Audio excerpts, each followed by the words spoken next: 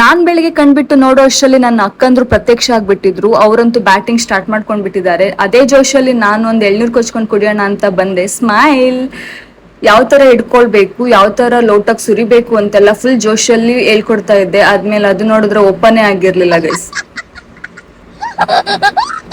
ಹಂಗು ಹಿಂಗು ಮಾಡಿ ಕೊಚ್ಕೊಂಡು ನೀರ್ನ ಕುಡ್ಕೊಂಡು ಬೇಗ ಬೇಗ ಆಪಲ್ ಮತ್ತೆ ಡ್ರೈ ಫ್ರೂಟ್ಸ್ ತಿಂದು ಜಿಮ್ಮಿಗೆ ಹೊರಟೆ. ಜಿಮ್ ಅಲ್ಲಿ ವರ್ಕೌಟ್ ಮಾಡಿ ಮನೆಗ್ ಬಂದ್ ನೋಡೋ ಅಷ್ಟರಲ್ಲಿ ಕ್ಲೀನಿಂಗ್ ಸ್ಟಾರ್ಟ್ ಆಗಿತ್ತು. ಯಾಕೆ ಅಂತ ಮುಂದೆ ಗೊತ್ತಾಗತ್ತೆ. ಸೊ ಹಾಗೆ ಬೇಗ ಬೇಗ ಸ್ಮೂದಿ ಮಾಡಿ ಕುಡ್ದು ಫ್ರೆಶ್ ಅಪ್ ಆಗಿ ಸ್ನಾನ ಮಾಡಿ ಬರೋ ಅಷ್ಟರಲ್ಲಿ ಅಮ್ಮ ಪಪ್ಪಾಯ ಕಟ್ ಮಾಡಿಟ್ಟಿದ್ರು. ಸೊ ಪಪ್ಪಾಯ ತಿಂದು, ಹೆಣ್ಮಕ್ಳಿಗೆ ಪಪ್ಪಾಯ ನೋಡಿದ ತಕ್ಷಣ ಆಲ್ಮೋಸ್ಟ್ ನೆನಪಾಗದೆ ಫೇಶಿಯಲ್. ಸೊ ಹಾಗಾಗಿ ಸ್ವಲ್ಪ ಉಳ್ದಿರೋದ್ನ ಮುಖಕ್ಕೆ ಫೇಶಿಯಲ್ ಮಾಡ್ಕೊಳ್ತಾ ಇದ್ದೆ. ನಮ್ಮ ಮನೆ ಟೆರೆಸ್ ಮೇಲೆ ಯಾಕೋ ತುಂಬಾ ನಗ್ತಿರೋ ಸೌಂಡ್ ಬರ್ತಾ ಇದೆಲ್ಲ. ಯಾಕೆ ಅಂತ ನೋಡಕ್ ಹೋದ್ರೆ ಈ ಮಕ್ಳು ಚೇಷ್ಟೆ ಮಾಡ್ತಾ ಇದ್ರು.